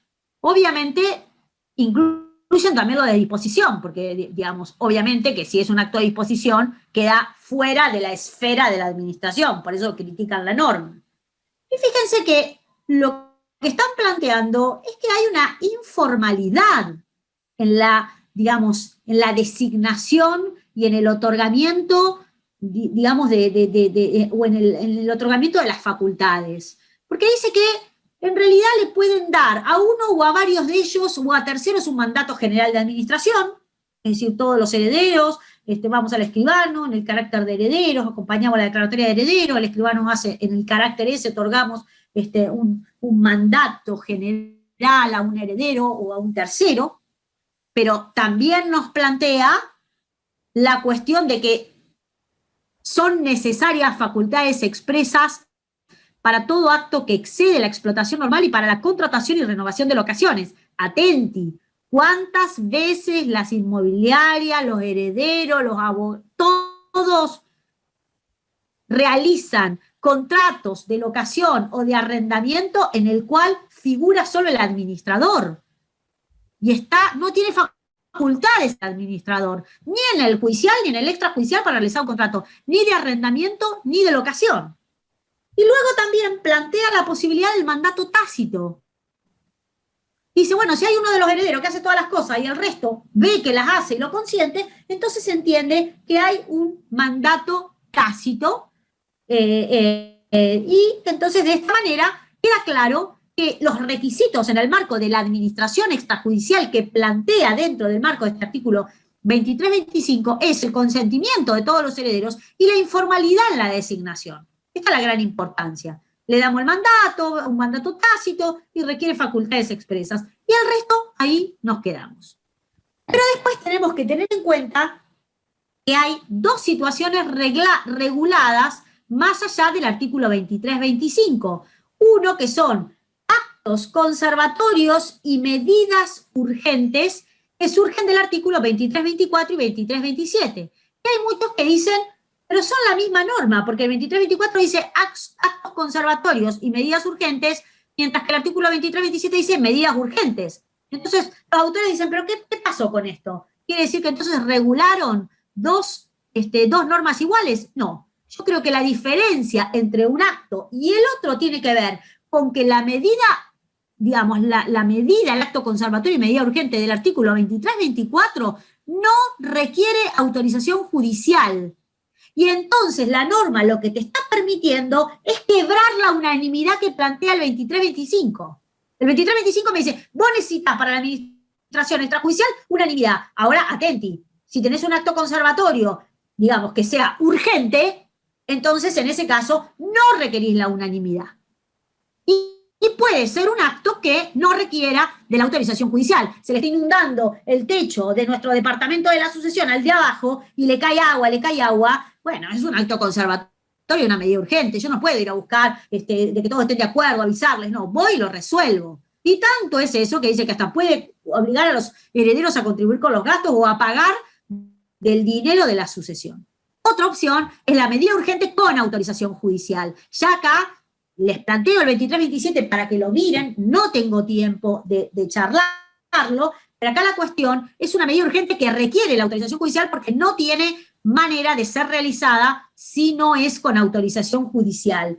Fíjense que también me parece muy interesante que o se puede recurrir a este 2327 para solicitarle al juez esta medida, o puede valerse uno del administrador provisional, solicitar la designación de un administrador provisional para resolverlo. La cosa es que para iniciar un administrador provisional requerimos el inicio de la declaratoria de herederos conforme el Código Procesal de Santa Fe, mientras que para el artículo 2327 no. Es más, a mi modo de ver, yo creo que es casi como una suerte de cautelar y hasta podría ser trabada por la urgencia ante un juez incompetente. Pero tengo que, digamos, justificar la muerte de la persona, tiene que ser, digamos, por pedido de un coheredero, pero además tiene que acreditar ese coheredero que la negativa del resto de los herederos pone en peligro el interés común.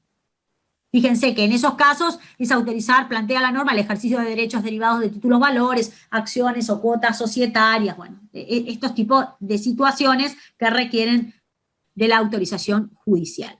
No tienen que olvidarse que con relación al artículo 2325, volvemos otra vez a esto que vamos y venimos, a la importancia de manejar todo el Código Civil y Comercial de la Nación, que se van a aplicar las reglas de la representación convencional y de las de mandato, según el caso, ¿no? Artículo 38 y el artículo 1319. Y por último tenemos la ausencia o impedimento. Y fíjense que acá el 2326 dice, los actos otorgados por un coheredero en representación de otro que está ausente o impedido transitoriamente se rigen por la gestión de negocios ajenos. Y acá yo quiero hacer una distinción que también me parece muy importante. Este 2326 es para el caso de los actos de administración ordinaria, extrajudicial, por supuesto, que plantea el artículo 2325. Ahora, si hay un acto urgente que realiza el administrador, ya sea sin autorización judicial en los términos del 2324 o con autorización judicial, en ese caso le va a regir la responsabilidad del administrador de esas normas y no se le va a agravar la responsabilidad del gestor de negocios ajenos que aparece regulado en el artículo 1781 y siguientes.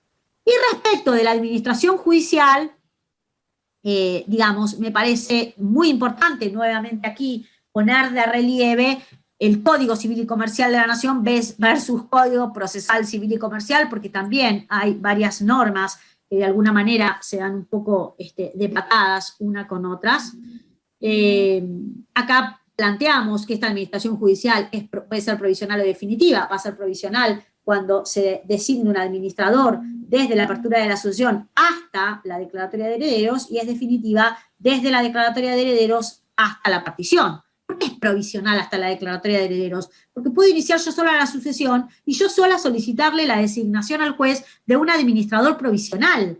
Por eso es provisional, es provisorio. Va a durar hasta que haya una declaratoria de herederos. Luego, ¿podrá seguir el mismo? Sí. Si no digo nada, ¿sigue el mismo? La doctrina dice sí. Ahora, también puede ocurrir que los que no participaron de esa designación quieran volver a designar un administrador diferente, o también, a mí me parece buena práctica, que en el caso que no hayan participado todos los declarados herederos en esa designación provisional, a mí me parece una buena práctica que todos lo ratifiquen para que ese administrador no se encuentre en problemas realizando actos de administrador definitivo cuando solo ha sido designado en el marco de la provisoriedad que determina la primera etapa del proceso sucesorio, que es hasta hasta el dictado de la declaratoria de herederos. Allí tienen planteado el administrador provisional, allí tienen las normas que tienen que ver con el administrador definitivo, que después ustedes, por supuesto, las buscan en el Código Procesal, pero, digamos, me parece importante el artículo 2346 en cuanto a la designación del administrador, que de alguna manera, digamos, ¿en qué se aparta de las normas que yo recién les marqué procesales y le da prioridad? Bueno, se aparta porque en realidad en el código de nuestra provincia, digamos, se le da prioridad al heredero más idóneo, ¿no? Fíjense, el 618, más allá de que genera alguna discusión, los autores lo interpretan de esta manera, dice, si no hubiera acuerdo, el juez nombrará al cónyuge sobreviviente o heredero que a su juicio sea más apto. Es decir, el código de la provincia plantea el principio de idoneidad. Pero no ese es el criterio del Código de la Nación. Dice, el Código de la Nación dice que los propietarios designan al administrador y si no tienen la mayoría, tienen que recurrir al juez. Pero el juez tiene un orden para designar administrador y dice que primero va a ser el cónyuge sobreviviente, a falta o renuncia o carencia de dignidad, alguna de idoneidad, los herederos, y si todavía hay razones que hacen imposible que sea designado el heredero, entonces recién va a poder ir recurrir a un extraño. Es decir, que el heredero, el juez, para designar a un extraño antes que los herederos, va a tener que realizar o va a tener que dictar una resolución fundada en los términos del artículo 3, explicitando por qué se aparta del orden legal que le determina este artículo 2346. El artículo 2346 sigue el criterio del Código de la Nación con este principio de darle prioridad al cónyuge antes que los herederos. Y en cuanto a las facultades del administrador judicial, lo que sí les quiero marcar son dos temas. En primer lugar, más allá de lo que es un acto de administración, que ustedes saben que el acto de administración no necesariamente, puede, o mejor dicho, incluir determinados actos de disposición, cuando en realidad esos actos de disposición no alteran lo que tiene que ver con la esencia de ese patrimonio. Es decir, no podemos pensar en un acto de administración y relacionarlo con que el acto de administración importa no vender, ¿no? Si claramente el causante tenía una fiambrería y yo vendo el fiambre, eso de ninguna manera puede interpretarse como un acto de disposición, sino como un acto de administración. Entonces, esto es la primera cuestión. Pero sí me parece muy importante el 2354 respecto al cobro de créditos y acciones judiciales. Más allá de que tiene una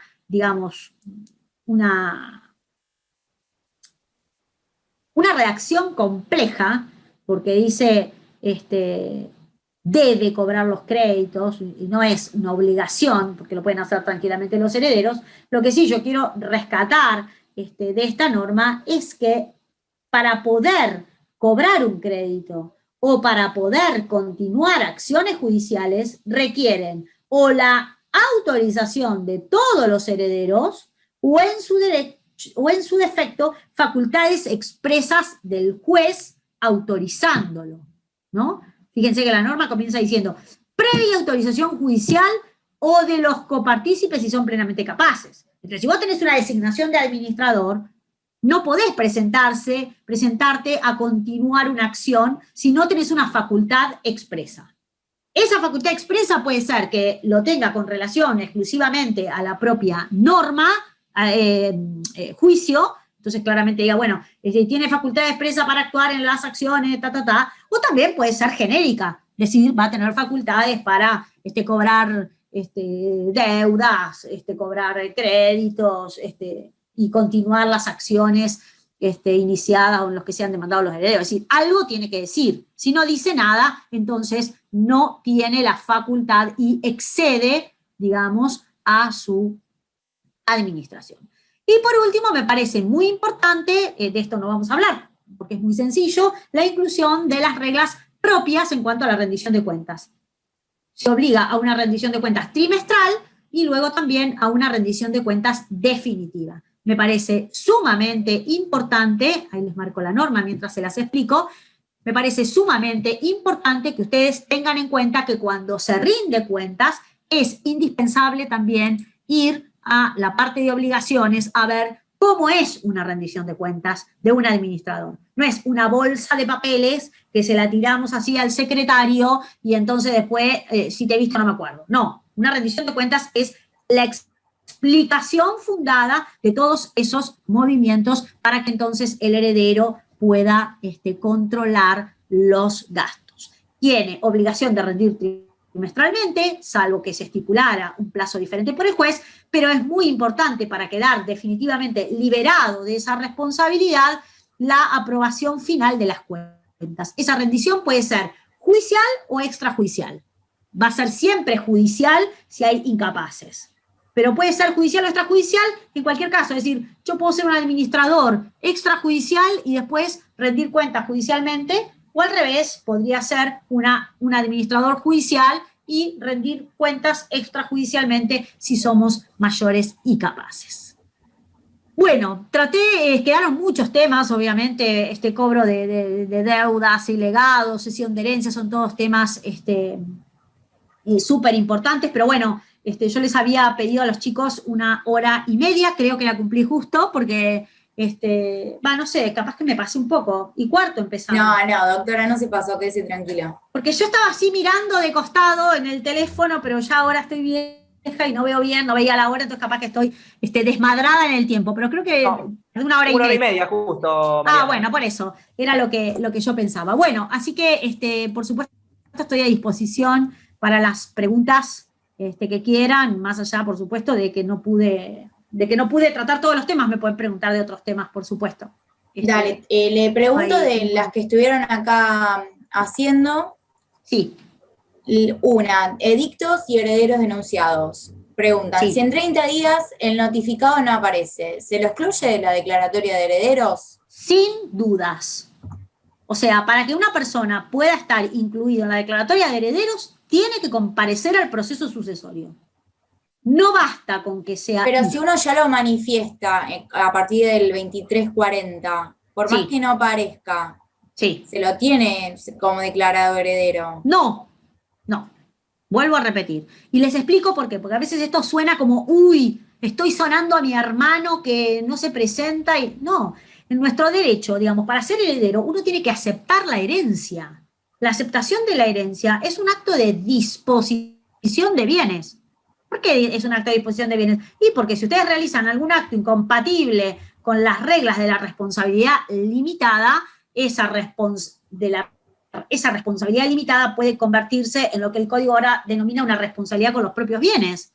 Por lo tanto, requiero que el heredero comparezca y manifieste su decisión de ser heredero. Ahora, yo digo, vengo con mis hermanos, notifiqué como corresponde, y no aparece, la declaratoria se dicta con los que comparecieron. Luego aparece con posterioridad macanudo. Ahora, también puede pasar que comparezca después de los 10 años o que comparezca después de los 20 años en los términos del código derogado. Y entonces no se lo tiene por heredero, porque caducó su derecho de optar entre aceptar o renunciar a la herencia. Y fíjense que ahora el Código Civil y Comercial de la Nación, es decir, más allá de que por el artículo 7 no caben dudas que, digamos, se aplica el régimen derogado a las sucesiones abiertas con anterioridad a la entrada en vigencia y el nuevo a las que se hayan abierto con posterioridad, no cabe duda que el Código Civil y Comercial es un claro criterio de interpretación de la norma. Es decir, no nos vamos a quedar, si había alguna discusión, por ejemplo, en qué era lo que ocurría, si transcurridos los 20 años, no, digamos, el heredero nunca se había, digamos, no había explicitado, no había optado sobre si aceptaba o renunciaba a la herencia, no nos vamos a quedar con la discusión doctrinaria. Doctora, se cortó.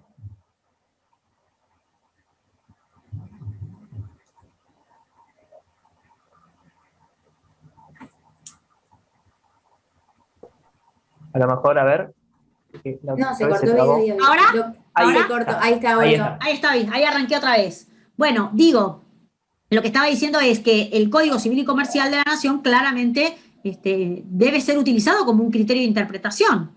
Por tanto, entonces, si en el Código derogado tenemos una persona que transcurrió los 20 años sin que se expidiera, nosotros vamos a tenerlo por renunciante conforme a la interpretación que, digamos, a la interpretación no, conforme al apercibimiento de alguna manera que trae el Código Civil y Comercial, que más allá de que achica la cantidad de años y demás, esto es una, digamos, es una buena respuesta de por qué hay que tenerlo por renunciante.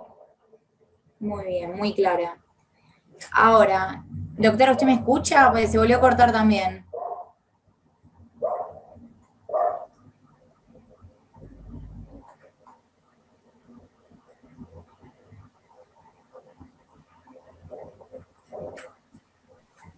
¿Me escuchan ahora? Ahí sí. Ahí está. Le Ahí digo la sí. siguiente pregunta. Reconocimiento de coherederos. Sí. Preguntan, ¿es admisible el reconocimiento de coherederos para aquellos casos en los que hay hermanos que eran bilaterales, pero solo fueron reconocidos por uno de los progenitores, o solo concurren como hermanos unilaterales? A ver, el reconocimiento de coherederos lo pueden utilizar en cualquier supuesto, digamos, ya sea para que, porque digamos, si se muere aquel que no lo reconoció, es lo mismo que si fuera un extraño o que si fuera un hermano unilateral. Es decir, que no hay diferencia en un caso o en el otro. Es decir, lo único que basta es que en relación a esa sucesión, no, digamos, no obtenga la partida o quizás no sea un hijo reconocido y que todos los herederos de común acuerdo, todos, con relación a esa sucesión, lo reconozcan. Pero no importa que sea un hermano unilateral o bilateral, porque en definitiva tiene que, digamos, es con relación al muerto, con el cual tienen que, digamos, tiene que reconocer. Muy bien. Y ahora le hago una pregunta sobre, sería más o menos las reglas del condominio por ahí. Mientras dure el estado de indivisión, ¿qué ocurre si uno de los herederos quiere alquilar un inmueble que integra la masa hereditaria? Y en el caso que se siga explotando un bien por un heredero, ¿el producido debe ir al acervo y pagarse por el trabajo un porcentaje? A ver, lo que estoy entendiendo es que lo que me están preguntando es cuando hay un condominio y uno de los condominios fallece. ¿Eso es? No, en el estado de indivisión, acá lo que preguntan. Por ahí yo, pero no sé la qué reformulé mal. dijiste, te entendí del condominio. Sí, pues acá lo que preguntan es cómo se deciden en el estado de indivisión. Tenemos 3 herederos, 2 quieren alquilar, uno no, el mismo caso que vender. ¿Qué reglas juegan? No, a ver, miren, el tema del arrendamiento es un tema muy caro para el proceso sucesorio. Es decir, tienen que estar todos de acuerdo, porque el arrendamiento o el alquiler va en contra de la partición, que es, digamos, el objetivo que tiene el estado de indivisión. Por tanto, debe regir la unanimidad, ni hablar la venta. La venta más que nada porque las reglas de la partición, no es un tema que tenga que ver con el tema de ahora, pero viene bien que lo recordemos, las reglas de la partición es la partición en especie. Por tanto, si pueden dividir en especie, no pueden obligar al heredero a vender. Ahora, si de repente tienen un monoambiente o un departamento, aunque sea de 200 metros, pero es el único departamento, obviamente no es divisible en especie. Entonces, en ese caso, la única forma es recurrir a la venta. Entonces, hablar en general sobre si se puede o no se puede, no hay una respuesta única como lo sería en el caso de la locación o del arrendamiento. Muy bien. Espero que haya quedado claro, chicos. Bueno, una de las primeras preguntas cuando arrancábamos hablando sobre el último domicilio del causante, acá nos preguntan, ¿qué pasa si una persona fallece estando de vacaciones? Por ejemplo, tiene una casa en Mar del Plata y fallece ahí. Justo se fue por la temporada. Lo que explicamos el juicio? En donde vive acá en Rosario, digamos, yo parto de la base que vive acá en Rosario. Si la persona vive acá en Rosario, tiene una temporada y se va toda la temporada allá y fallece allá, igualmente el domicilio es acá y no en Mar del Plata, y deberá iniciar esto que yo planteo de una información sumaria a tales efectos, ¿no? A justificarle al juez que por más que estipule, porque además el tema el tema es no el lugar de fallecimiento, sino que en la partida muchas veces ponen que el último domicilio es el lugar donde falleció. Hay veces que, las partidas las hacen bien y ponen Doctora, el domicilio es en la ciudad de Rosario. Parte de la partida. A ver, ¿ahora me escuchan? Sí. Sí, estamos hablando de que a veces es a la partida y a veces mal. Claro, o sea, si muchas veces la partida la hacen bien y dicen, bueno, falleció en Mar del Plata y le ponen que su domicilio era en Rosario, entonces no tienen ningún problema cuando se inicie el sucesorio. Hay que mirar ese detalle, ¿no? ¿Cuál es el domicilio que le incluyen en la partida de defunción? Muy bien. La siguiente. Hay un único bien en el acervo hereditario. ¿Puede dejar el causante ese bien en forma testamentaria a un descendiente en segundo grado? ¿Qué sucede con los herederos forzosos con respecto a ese único bien que conforma el acervo? Bueno, en el... La doctora se volvió a cortar.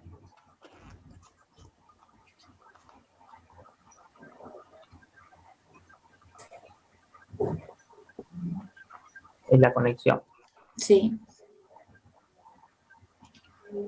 ¿Me escuchan ahora? Ahí está, Sí. ahí está. Ahí estamos.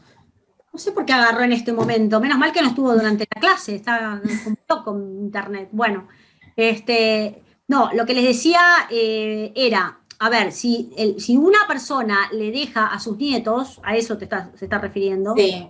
los bienes, bueno, en ese caso los nietos son terceros, entonces tendrán que iniciar, en su caso, las acciones de protección de la legítima los hijos. Porque, digamos, son personas ajenas a la sucesión. Y por tanto, entonces, bueno, tendrán que iniciar, por ejemplo, habrá que ver qué tipo de acción. Ustedes saben que ahora las acciones de defensa de la legítima se dividen en 5 y hay que atender a la situación fáctica digamos, de cuál es la situación. Claro, el caso concreto. Donaciones, si ha sido la totalidad del patrimonio o si ha habido parte del patrimonio, en un caso es la entrega a la legítima, en la otra es la reducción de donaciones, o si ha sido no por actos entre vivos, sino mortis causa, bueno, habrá que ver. Sí. Muy bien, y bueno, vamos a la última pregunta, esta es una cuestión más práctica. A ver. En el caso de que el heredero tenga temor respecto a que desaparezcan ciertos bienes o desconozca en detalle la cuantía del acervo hereditario. Sí. Que algunos pueden estar en condominio, que integran el campo, etc. En este caso, ¿qué es mejor? ¿Hacer una medida cautelar o precautoria de constatación de bienes dentro del proceso? ¿O mejor constatación hecha de forma privada por escribano? A ver, yo me parece que ahí hay que dividir. Lo que son bienes registrables, el problema no es grave porque, digamos, si se murió una persona, no van a poder vender si no firma la persona. La cuestión se presenta eventualmente con los bienes muebles, que si la persona tiene de repente, que no sé, algo en el campo, cereal, que por ahí tenga silo bolsa, o qué sé yo, ese tipo de cosas que de repente no aparecen registradas, o si tuviera una pinacoteca, o si tuviera, bueno, lo que no aparece registrado, entonces, en ese caso, a mi modo de ver, siempre es muy importante ir con una medida conservatoria de bienes, ¿no? Que sea judicial, porque es muy difícil entrar con un escribano, no tiene la bilateralidad, ya sea del otro coheredero o del fiscal, y después pueden ser absolutamente cuestionadas. Digamos, yo creo que muchas veces son de utilidad las actas notariales o las constataciones notariales, pero no me parece precisamente para esos casos en donde uno quiere un acto que verdaderamente tenga eficacia. Claro. Pero una opinión mía, opinable todo esto, ¿no? Sí. Y acá también hay otra cuestión de la liquidación de la sociedad conyugal, viene por ese tema. En el caso de que estando casados hayan comprado un inmueble y esté a nombre de uno de los dos partes del matrimonio, no se me fue la palabra, perdón. Sí. En ese caso, fallece a nombre del titular. ¿Cómo denuncio yo ese bien? ¿Como ganancial por el 50%, por el 100%? A ver, no importa el nombre de quién esté, si los cónyuges se encuentran bajo el régimen de comunidad, porque ahora no es que esté casado o no esté casado, ¿no? Sino que si está bajo el régimen de comunidad y suponete, yo estoy casada y compro un bien ganancial y no me valgo de un condominio de ganancial, es decir, lo pongo solamente a mi nombre, ¿no? Sí. Se muere mi marido, lo mato a mi marido, me quedo viva yo. Bueno, si no pongámoslo al revés, si no parece como de mal gusto, ¿no? En ese caso, por más que esté a nombre mío y fallezca él, se tiene que declarar el 100% de ese bien porque precisamente se disuelve la comunidad por muerte. Y para que haya un 50% propio del cónyuge supérstite que lo toma como socio de la comunidad, requerimos de este proceso judicial de la declaratoria de herederos y que se hace, por supuesto, de manera conjunta con la sucesión de los bienes, es decir, la liquidación de la comunidad se hace de manera conjunta con la sucesión. Bueno, muchísimas gracias, doctora, por siempre ser parte de estas actividades que que organizan acá los chicos desde el nuevo espacio de graduados y la agrupación Arturo Zompay. Bueno, muchas gracias, también le quiero agradecer personalmente a Gustavo por invitarme y tenerme en cuenta para realizar estas actividades. Y bueno, chicos, gracias a todos los que participaron. La charla calculo que se va a estar subiendo a YouTube. Y nos vemos el jueves próximo a las 19 horas para el segundo panel de esta capacitación en Derecho Sucesorio.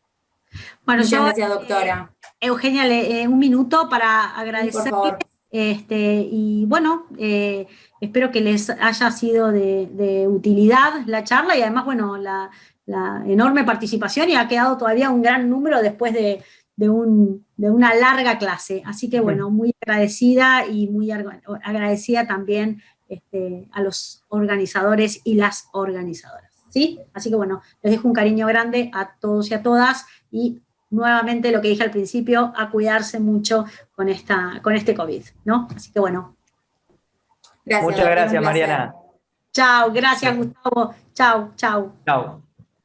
Chao a todos, y nos vemos el jueves con la doctora Sandra Torres para concluir esta primera semana de Derecho de la Asociación. Chao.